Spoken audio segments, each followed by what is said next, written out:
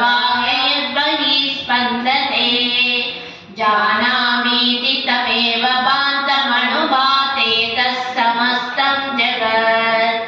तस्मै श्रीगुरुमूर्तये नमः इदं श्रीदक्षिणामूर्तये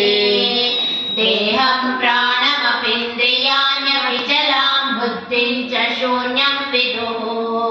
श्रीबालान्दजडोपमस्त्वहमिति भ्रान्ताभृशं वादिनः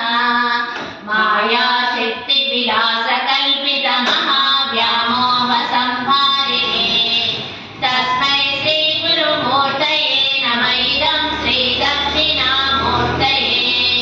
राहुग्रस्तदिवाकरेन्दुसदृशो माया समञ्चादनात् सन्मात्रकरणोपसंहरणतो योगो सुषुप्तः पुमान् प्रागस्वस्वमिति प्रबोधसमये यः प्रत्यभिज्ञायते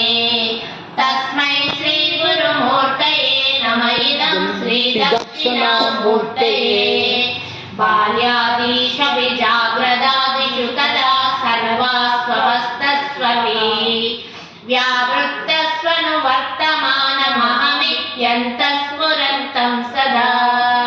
स्वात्मानं प्रकटीकरोति भजतां यो मुद्रया भद्रया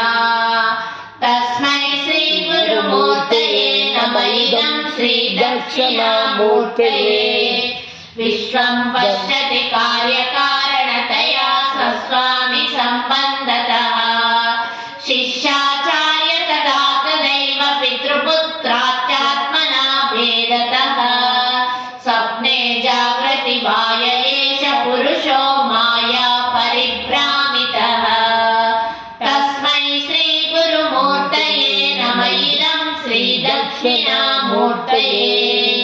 भूरम्बास्य नलो निलोम्बरमहर्नादो हिमांशुः पुमान् इच्छावाति चराचरात्मकमिदं यस्वैव मूर्धष्टकम् नान्यात् किञ्चन विद्यते विमृशतां यस्मात् परस्माद् विभोः तस्मै श्रीगुरुमूर्तये नमः इदं श्रीदक्षिणामूर्तये सर्वात्मत्वमिति स्फुटीकृतमिदं यस्मादमुस्मिन् स्तवे तेनास्य श्रवणात्तदग्धमननात् ध्यानाच्च संकीर्तनात् सर्वात्मत्वमहाविभूतिसहितं स्यादीश्वरत्वं स्वतः सिद्धैतत्पुरनष्टदा परिणतं चैश्वर्यमप्याहतम्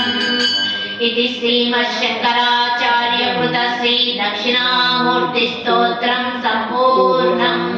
श्रीदक्षिणामूर्तिस्तोत्रफलं सर्वं श्रीदक्षिणामूर्तिचरणारविन्दा